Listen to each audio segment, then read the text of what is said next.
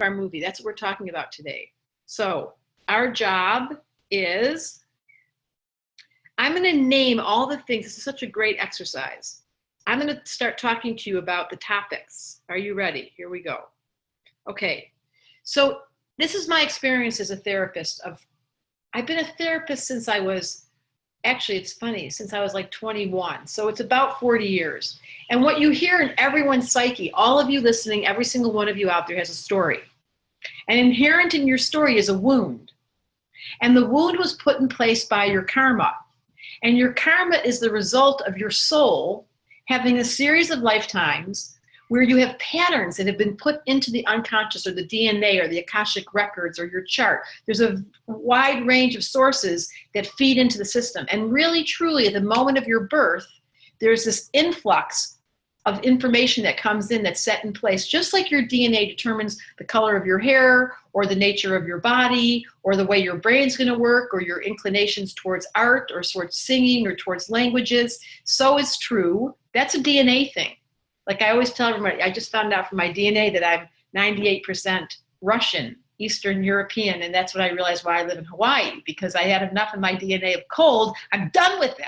But when you realize what your DNA is carrying, then you want to change the story. So there's karmic unconscious attachments. Yes, Karina, that's reflected in your moon, but don't stop there. Don't use your chart right now. I want you to put your chart down and just listen.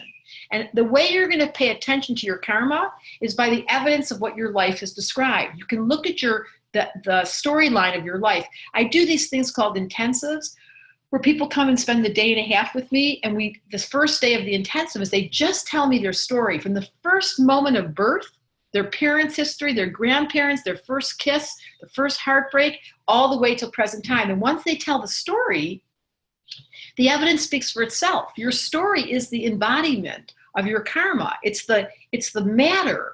But the karma or the lessons are on the inside, and they come through your DNA, and they come through your chart, and they come through your history, and they come through the nature of your past. So if I were to be giving you a really strong directive right here at the beginning of this webinar, what you're doing now in your life, how you're accruing karma or merit is another word in the Buddhist practice, how you're accruing merit is in the reflection to the behaviors of your life right now. So basically right now, you are setting yourself up for the future. Like your behaviors of how you take care of your body, of how you take care of your kids, of the dog that they gave you, of the karma they gave you with your parents, of the nature of the drawers in your closet. Like these are all, it's funny, the drawers in the closet and the car and all of these vibrational settings, all of these physical planes are mirrors or echo chambers or like kaleidoscopes where they reflect as above, so below. They reflect what the karma was in your Akashic records into the physical plane. So I'm a simple talking astrologer. I like to make astrology English. So I could talk about your north node and your south node and the aspects to your Saturn and what house. And all those are important, especially if you're getting to study astrology. But as a beginner, the simple version is all you have to do is look at your life and you see the karma. And it's not a good or a bad word. Karma doesn't have a judgment to it. There is a distinction between a lifetime that's downhill and super easy, is that called good karma, and a hard life that's all uphill. But we have no right to judge if you're having a hard life. You could be accruing merit. You could be serving all of us as a collective. This is what Alice Bailey says. If you took a disease on, or your family member took a disease on, that disease is something that you're doing for the collective, because then you get so immersed in the reactions and the negativity and the whole storyline that comes with that. Like going to jail could be called karma, which, you know, I know something about from my father and from my good friend Kenny. But if you go to jail or you've been sentenced with a disease, then you're bound. And then the question of the karmic imprint is, what am I going to do with that story? And how do I tell the story? And how do I change the story all between my ears? So falling in love with your fate is like the cheap shorthand. We're going to sing the song again here in a moment. It's the cheap shorthand for how you can get yourself out of what you really don't like. So if you're in the middle of falling in love and you're in this wonderful upswing, the good caramel bars just landed at your house and you're feeling this adrenaline and you've got the serotonin the serotonin going off in your head, and you have an incredible amount of juju. That's that original feeling of falling in love. That's called good karma. Then so-called, it's not the right word. Then you're breaking up with somebody and something just broke down and the relationship fell apart and what you thought was the dream disintegrates. Is that bad karma? It's not the right answer. It's not good karma to fall in love and bad karma to fall out of love. It's karma. So let's neutralize the word.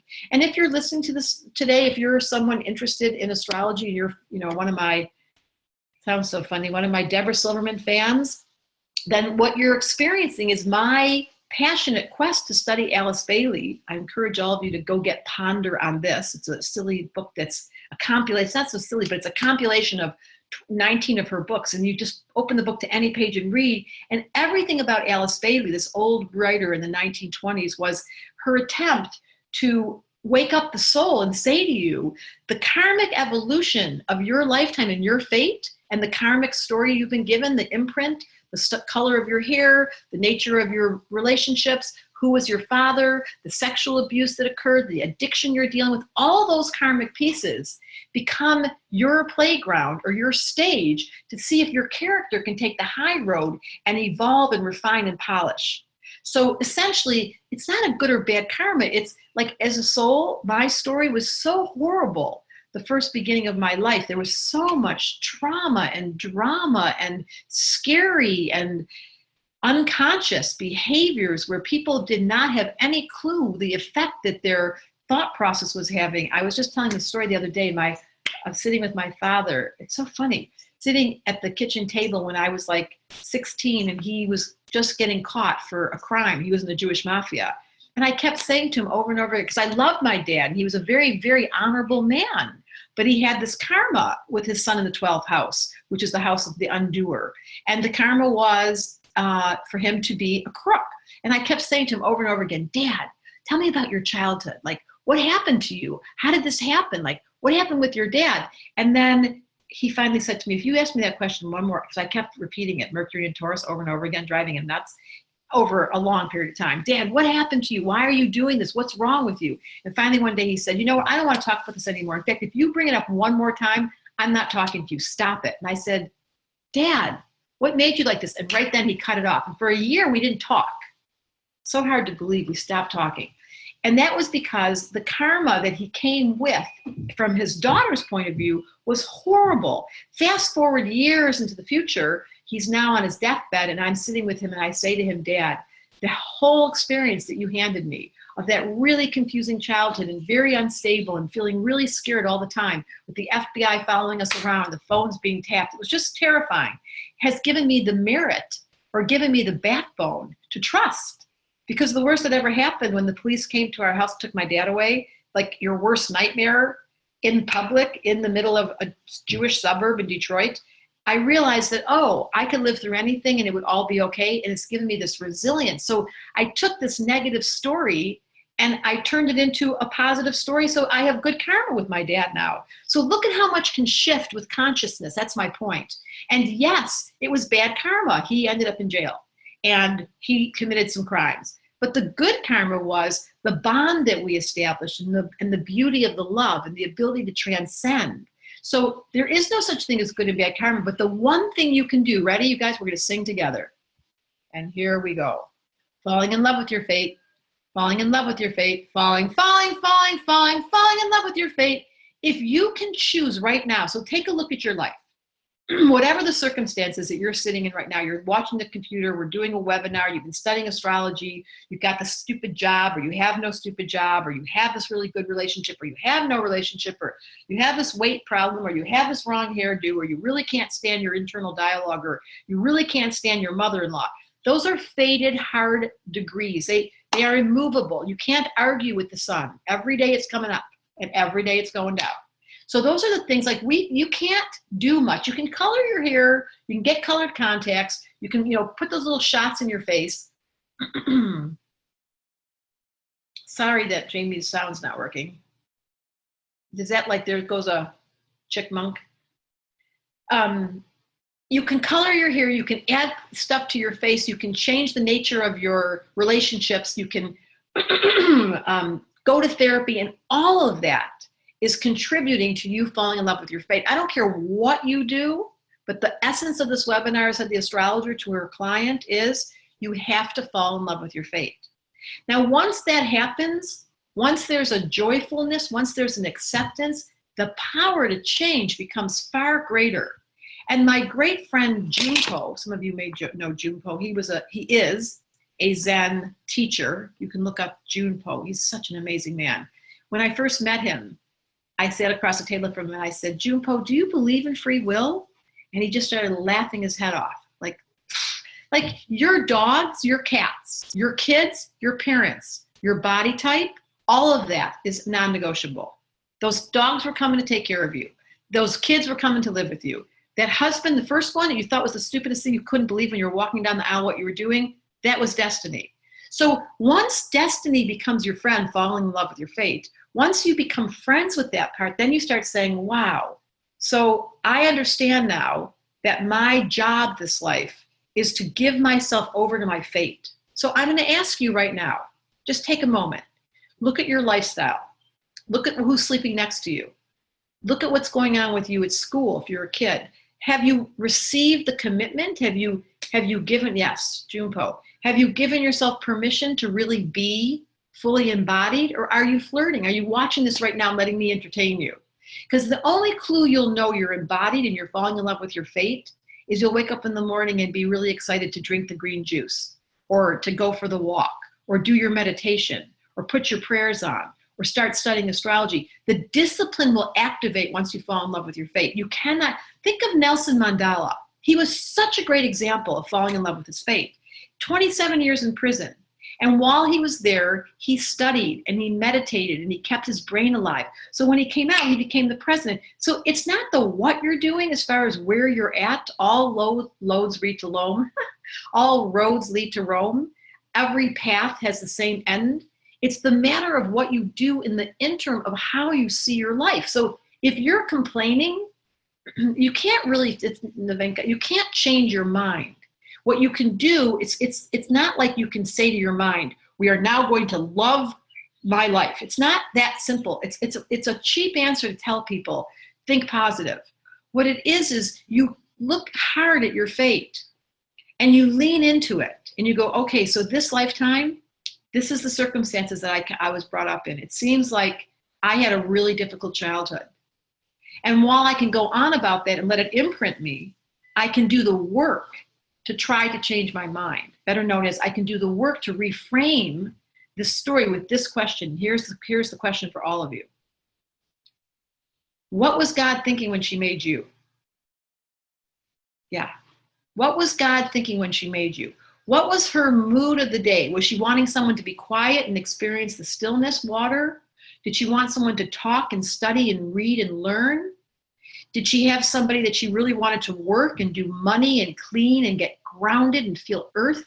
Or was it somebody that she wanted to really experience indulgence and eat too much and play too hard and spend their money and lose their, and you guys, the best book that I can suggest to all 300 of you, 357 of you, is The Afterlife of Billy Fingers. Was so helpful to me.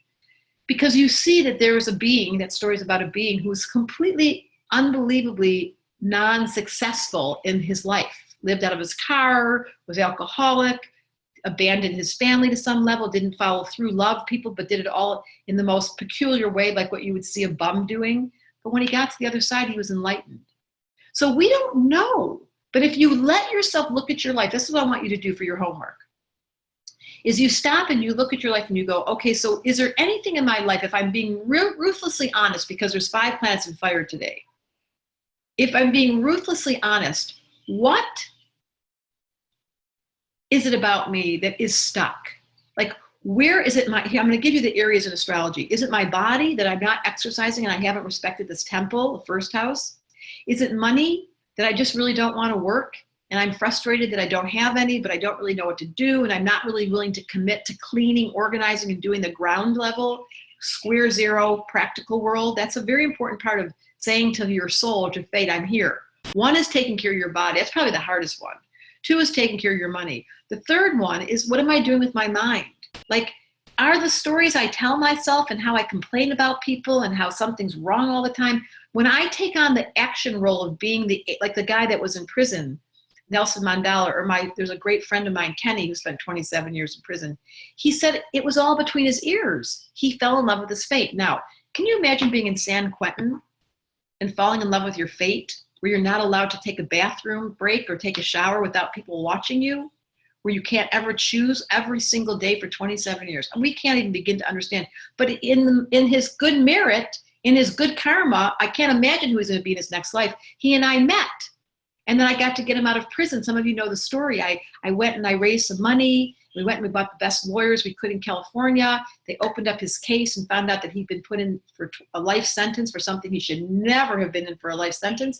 And we got him out. Why? Because his and my fate connected. Because I met Kenny. And the next thing he knew, old Jed's a millionaire. The kid folks say, Jed, move away from there. They say, California is a place you ought to be. So he loaded up and Kenny moved to Beverly Hills, that is. Swimming pools and movie stars. It's in my book.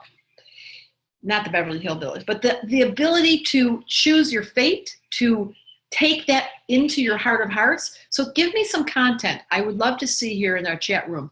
What are some of the things about your fate that you're just pissed off? Like you're like, I can't believe that just happened to me. I can't believe that happened again. Give me some content. I want to read your, Gandhi, Donna is another great example. Something in your life where you're looking at your fate. I'm not seeing your answers. Are you seeing that? Here we go. My husband's ex, there's a great one. My addiction, my brother's in prison. I can't get out of debt. Thanks for the giggle. My money issues, bringing on food. I'm in fear. I have health issues. 2 kidney transplants, said Alice. A disability. I can't follow my heart. Abusive men, my health. Today I've been crying all day. Homelessness. Oh my God. Sandy is a mess. My alcoholic husband left me. That doesn't sound like a bad thing. Another car accident, said Anna. Nothing ever works like it should. These are so honest. I'm always doing things for other people. Abandonment. I hate that one. I can't show my emotions. So listen to these. It's so crazy. I can't commit to any job, said Aaron. No real friends. Susan, so honest. I'm a hoarder. Sean, I can't find love. Can't find love. You can't be yourself, Amy. Oh no. And then there's death and then there's cancer, the last 2 ones. So listen, you guys. These are stories about your dogs. Oh my God. What is worse than finding out that your dog is sick? And then there's Gail. Am I ever blessed? That's the other side. Okay. So yeah, people never do what they say, and that's such a story. Okay, so here's the deal. This is what I want you to hear. It's so simple. We're all fucked up. Want to write that down? In big letters. Everyone in this audience, we have almost 400 people. You're all fucked up. Every single person. And if you're not, you're really fucked up. Just so you don't really acknowledge that. So here's the good news. Once the liberation, the sentence I was given is, your angst is your liberation. So the worst things that have happened to you, like those things where you're like, my heart breaks, like the husband gets sick and dies, or these examples you guys are giving for us. I'm lonely. I can't find my other person. I can't believe my dog just got diagnosed. Those things where your heart's like so broken. Then the angst becomes liberation. Who made this up? I don't know. It's such a bad design. Why can't we just fall in love, be happy, and live happily ever after? Why can't we get little memos that say you're going to have a bad accident, be prepared, take off your seatbelt, or don't even put it on? Why can't we just have people say to us, you know what, your kids are going to go through a hard time. By the time they reach 45, it'll be lovely. Then you would go, okay, I feel so much better now. I'll just relax for the ride. No, we do the wrestling, fighting with fate. And when you fight with her, by the way, she always wins. Have you noticed? So one, you're all fucked up at one level. By the way, that's one strand. What you learn in voice dialogue work is there's probably, let's say in 31 flavors, the ice cream store, there's one flavor called fucked up. Then there's 30 other flavors that are so delicious. But you keep going to the fucked up one and putting that scoop, it's so weird, into your little dish and going home and going, I hate this. So you have 30 other flavors. In voice dialogue work, what you learn is that one flavor, the distraction, takes up all the space. You want to hear the funniest thing? So I do these videos. You probably know this every day, every other day, a new video comes out. And about 2 months ago, somebody wrote to me and said, it's very obvious to me, Deb, that you're getting bored and that your videos don't have very much more content. And I feel bad for you. The one of all the feedback that I got the one fucked up flavor, 31 flavors that gave me that. And I sat and looked at it and I thought, I'm not bored. Sorry, I'm not bored. I'm having so much fun. And then I realized, uh-oh, that one thought, that flavor got dropped into my, and here I am telling you it. Not the whole 30 other ones where people say, thank you so much for these readings and I love watching your videos and you've inspired me. No. So we have a fixation to be fucked up. We are kind of addicted to it. That's the honest truth. To sustain ease and pleasure is the hardest thing to do on this lifetime. That's why meditation is so important, because you get a break in the day where it's like, oh, would you just be quiet? I call that radio station that happens inside your head K-fuck, where it's like you listen to that noise, you're like, no. But when you meditate, you stop and you drop in and you do a prayer and suddenly you're like, oh, I love this quiet. If we were enlightened, we could sustain that. And how do you sustain it? You fall in love with your fate. And how do you fall in love with your fate? You first of all acknowledge what's true. So let's just do that for a minute. Take a moment and look at your life. In all honesty, especially when we hang up after this call, I'd love for you to do this. Make a list of the things in your life that are really irritating. So it could be your body type, or it could be your husband, or it could be your kid, or it could be your stupid job. All those things you guys just said. I just got diagnosed. All of those pieces in your heart that are like, ow, that is your fate. There's nothing to argue with. Isn't it funny the word fate has fat in it? Just made that up. So it's this fat, chewy, you can't get thin. Fate does never get skinny. That's the funniest thing I've said all day. So it's this big fat thing you were handed, and it doesn't go away. And even though it may go away, 15 minutes later, something else happens. So my question is to myself, and I'm asking all of you, falling in love with your fate as an astrologer, is I have to look at my chart and go, so what part of my chart is super easy? Like, what do I do that I can't even believe it's so easy? So for me, because I've got enough fire for a few people, it's so easy for me to get excited. It's embarrassing. You probably noticed. So like I'm eating a meal, or I hear my son's voice, or I know I'm going to get on the airplane, they're going to give me a pillow. I get so excited, it's stupid. Now that's easy to fall in love with, but I take it for granted, because the thing that's easiest in your chart, the thing you do without even thinking. Some people can clean the kitchen without even thinking. Some people like to do taxes. I don't know about this, but that's what they say. Some people really love to do yoga. Like for them, it's not an exercise, it's fun. You take the thing that's supernatural to you and you start falling in love with your fate. Like, I love that part of me. First of all, you would take it for granted in normal life. So let's say you've got a water element. It's natural for you. You can feel, as soon as somebody walks by, you get a feeling. Someone's staying at my house right now and she's all water. And I watch her meet somebody and her little Geiger counter goes off. Like the little, and water people's response is, ew, they back up. My suggestion is just sit still, read the writing that you just got.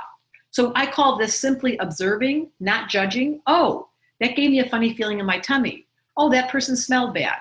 Oh, that person looks really funny looking. You don't interpret it, you just read the teletype. The water wisdom, if you're going to take the easy path, you just go so happy with the fact that you're so sensitive. You don't interpret it. And you notice all the teletypes because you're sensitive and you read all the things all the time about people. And you hold your boundary intact and you don't get distracted by whatever's going on outside, what they need, what they want. No. And in your power of being that still body of water, people come and sit next to you and they get seen because the reflection is perfect in the water, but you don't have to do anything. Do you know how powerful it would be for a water person to have permission to sit silently in a gathering and not have to talk?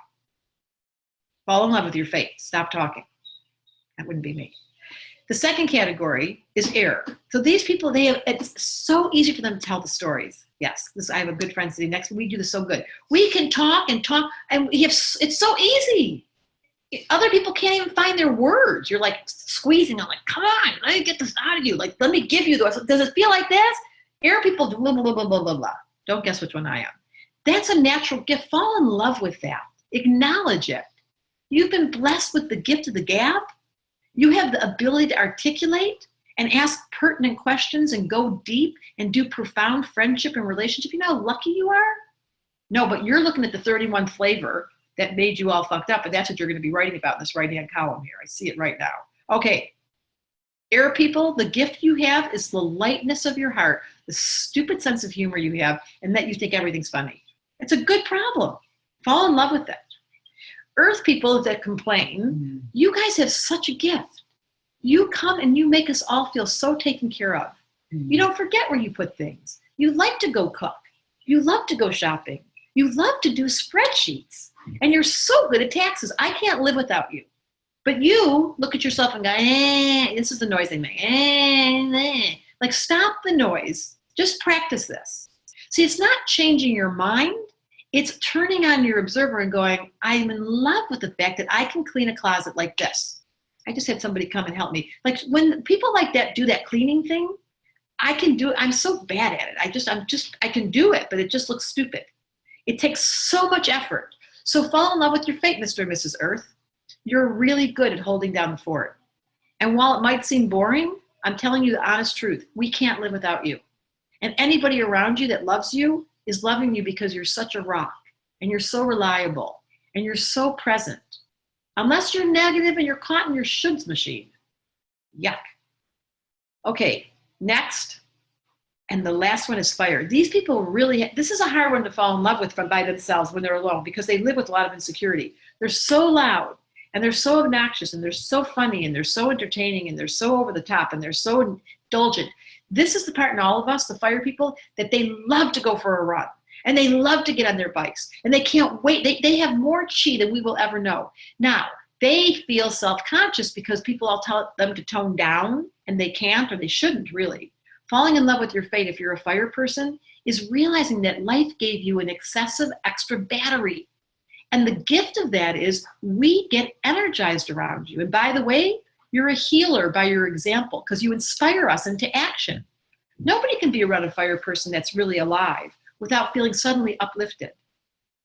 So, yeah, life gave you jokes. Malika, my favorite Mrs. 15 Planets in Sag.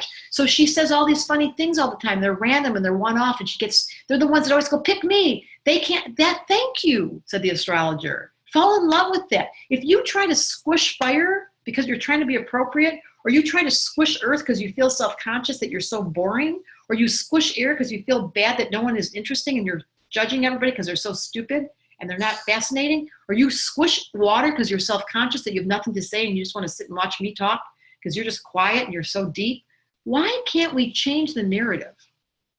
Falling in love with your fate, falling in love with your fate, falling in love with your fate. When does that start? When am I not the only one singing? That's how I'll know. Whew. Okay, that was pretty good, Deb. 30 minutes, dun, dun, dun, dun, dun, dun, dun. I don't go further than fifth. I've been singing since I'm not going past 45 minutes because that's just me. I know my bandwidth. I want to give you the best. Let's see if I had some notes right here. I swear, I just knew where they were. Welcome to air. I know they were here. Here they are. I found them. Ready? Isn't that funny?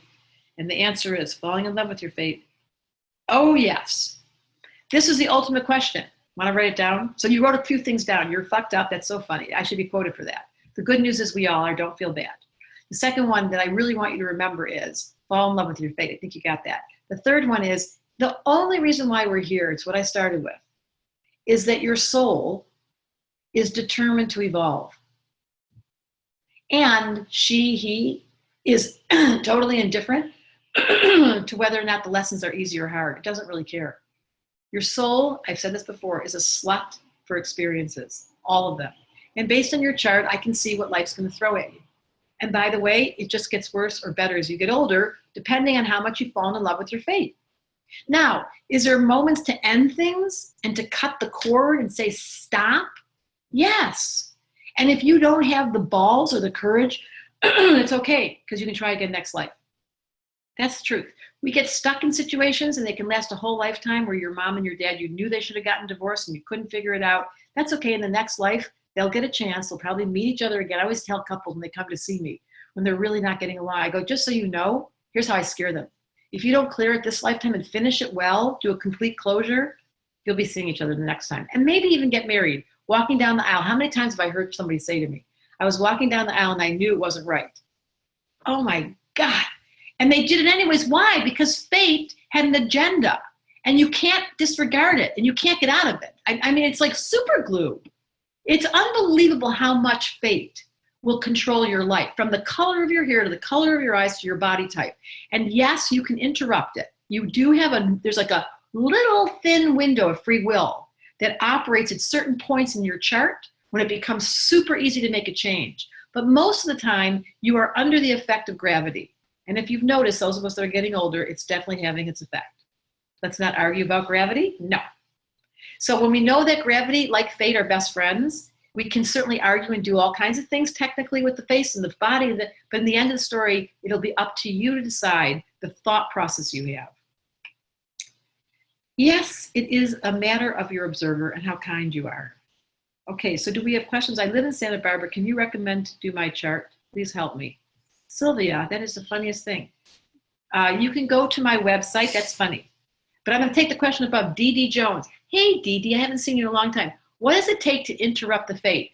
Listen, guys. You can't interrupt fate. I don't understand the question. I just said it's super glue. You can adjust after it happens, and you can use the grist for the mill to refine. You're in jail, you're in prison, you're in a disease, you're in a divorce, your kid's sick. What are you going to do? Like pretend you're God? Well, you are. And the mini God that you are is trying to see if she can fall in love with her fate. So first things first, when a crisis happens, and I've been in crisis throughout my life, my first response is to put my angel on. And I'm like, what can I do to be of service? What's the highest road here? I don't know if I'm just unusual this way, but my entire thought process from the minute I wake up to the minute I go to bed is, how can I lift up the energy right now? I feel like this, like all day long. Everyone I talk to, I'm like, how can I lift up the energy right now? What can I do to make this thing a little shinier, a little brighter? What can I do to make this vibrational world refined? Because that's what I'm convinced is the point of this exercise, refining the frequency with sincerity and conviction that requires one word. How do you change your fate? The word is consistency. And those of you that are practitioners who have been meditating or doing yoga or eating really well or taking care of kids or taking care of your dad, you know about consistency. It's the day-to-day. And that generates merit. And then merit determines your future life. And then you come into your future life and people say to me all the time, how come your life is the way it is? Because I can only imagine if this lifetime I've been working so hard what I did in my last life. I've been like, how can I help you? So if you changed your attitude today and you go out from this session, turn off the stupid computer, by the way, and you go outside and it's cold out and you look around and you say, who could I help today? Like, what could I do? Who could I just be with? Just once a week, forget about today. It will change your merit, and that's going to change your fate. Because if you do enough giving and serving and lifting up the energy, they watch. The angels are watching. They like me. I know they like me. All I do is talk to them all day. All of a sudden, it's getting very hot in here. Woo! Deborah, I love this question that just came in from Layla. How do you recognize the difference between a sign and a coincidence? It's a great question. You know, there's a distinction. First of all, I pay attention to my dreams. I would call those signs. Personally, I have a dream life that is very, very active, and it speaks to me. Some people use divination tools like the rune stones or the tarot deck or the oracle cards. Those are signs where you rely on, external higher consciousness comes through these random methods and they download. A coincidence is synchronicity operating, and it's giving you the single clue that you're on the right street. I often think, because it happens to me so much, I often think that I wish they'd go work for the third world countries. Like, why does the synchronicity happen to me so much? Why don't they go help people? But I decided, I think it's like a frequency. And if you're in the flow and you're hanging out with angels, who just said it to me the other day? I was like, I don't know why my dad died June 1st, 1998. It's been like, God, 19 years. It's so hard to believe because I think of him almost every day. Poor guy. And I said to myself, why does he hang around me? And someone said he really likes you. And I thought, well, that was a good answer. Like, if the angels really like hanging around you because you're interesting, and how would you be interesting? You would find your way to peace through meditation, through acceptance, through love, through good food, through honoring the body. It's so simple. I know it's not, sometimes I feel like I'm teaching the repetitive methods that should be taught by your 6th grade teacher when she told you to go clean your closets and make sure you move your shit around the house. People get stuck with you don't realize how much energy gets stagnant. Half this life is about keeping energy moving, and the other half is the frequency that you put into the movement. Like, keep it moving, and then be aware of the level of consciousness. Like when someone pisses me off, I kind of like it. I love when my human nature kicks in and I react, I'm pissy, and then I apply my gratitude or my forgiveness. Every single human nature opportunity that you screwed up in, or is just a great chance to see how quick you can forgive. Write that down in your little black book. And by the way, synchronicities, yes, Donna, they're happening all the time. Like,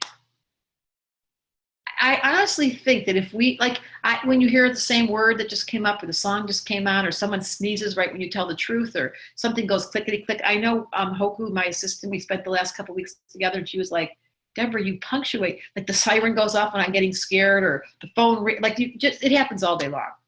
Hot flashes. Okay, this is so funny. Tell me another story, because I'm just about done. We got 5 minutes to go. Ding, ding, ding, ding, ding. Here, let's do the takeaways. You guys, write in the little chat room. One of the things I've learned in the many years I've been teaching is if you write back, if you repeat what you've heard, if it's going to land in you, not if it just floats by once, but if you grab it, put it back, and say it out loud. So tell me what, in the chat room, any thoughts on codependency? That's a good question. The soul is a slut for experiences, said Jennifer. I know, I love that one. Let's see here. What am I doing with a dickhead boyfriend? Now that's a good question, Lisa. Your angst is your liberation. Thank you very much. Karma is neutral. Very good. I love that. The dickhead boyfriend is just something you got to face, baby. You got to make a decision. I love what is easy. Good, Jane, because you're good at that. What does feeling hot mean? It means I live in Hawaii. Hello. Let's see. What's the message behind everyone around you that dies and leaves? Are you kidding? Jackie, you're here to learn about death. You probably have Scorpio in your chart. Fate happens for a reason. It's for our reactions and then our transformation. That was very good, Corinna. Reframe the story. Good, you guys. Jennifer Evans, reframe the story. I have an extra battery and I'm a natural healer. That's why I'm always taking care of people. That would be a fire sign. What are the stories we tell ourselves? Welcome to Gemini. Falling in love with your fate. Okay, you guys, I think you got it. Screen froze here, too bad. Falling in love with your fate. Don't fight with your fate, Lisa. You'll never win. Oh my God. What are you, goofy? Trump. You can't fight with Trump. We're going to let fate have her way. Whatever destiny has in mind, we are not in control. Once you get that, you can have really good orgasms. That'll motivate you. If you let go of control and you're like, oh, that felt good. It's like going down the roller coaster and letting go of your hand. See, we live in so much fear. I had so much fear in my childhood. Everything that could go wrong went wrong. When the police got to my house, they knocked on the door, took my dad out. I was like, okay, this is it. Now I'm now really not scared because he's gone.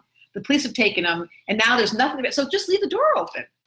That's why I stopped locking the doors. We had so many robberies in my house in Detroit that I never, I won't tell you that, but I keep things pretty open because I trust fate. And the funny thing is nothing ever gets taken from me. You make me laugh, said Andy. Yeah, I'm here to make you laugh. There's a silver lining in everything. Yeah, even the shit. Consistency, Virginia. Consistency. So you guys, do me a favor before I hang up here. Make a decision about something you'll do consistently. When I look at my life now, I see my success as an astrologer is that I've been doing readings every single day for probably, I want to say 30 years. I've been consistent. And I don't want to do them, but I don't complain. That's not true. I do love to do them now because I changed my mindset and I know my dharma is to be genuinely in service to someone. And if I notice that I'm getting tired, I will take a break and say to my scheduler, uh-oh, I know when to take a break and I know how to regenerate myself, but dharma practices what is boring is a good sign. Because when you can walk through boring, you have no idea what's on the other side. Now, that's not to say if you have boundary issues and you're not paying attention and you're staying in the same thing for 35 years and you're miserable, that's not consistency, that's miserable. Can you distinguish the two?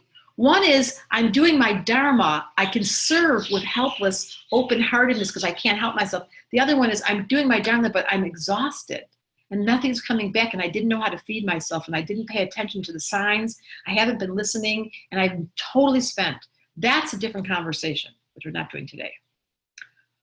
Okay, follow your north node, Marcy Robertson. Okay, anything else? Listen, listen, listen, she said. I love that, Barbara. Listen to what fate or life or your angst is trying to tell you. Exactly, you got it, Barbara. 45 minutes, bing, ding, ding, ding. Carrie, is there anything else left? You want to talk about interview? Oh, you guys can take the astrology class for half off. That's the funniest thing. There's interviews open now for the interview is our beginner astrology class where you can take it without a mentor. We'll just send it to you. It's half price. So for anyone that's having financial problems and they want to get some kind of a astrology beginner course, there is the click.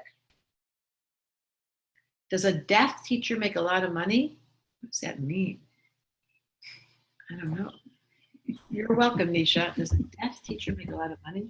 Does a deaf teacher, I don't know. You guys are asking. There's installments for it. Yes, Caroline, if you want to take the astrology class, we will figure that out. That's for level 1. This interview, it's just a one payment.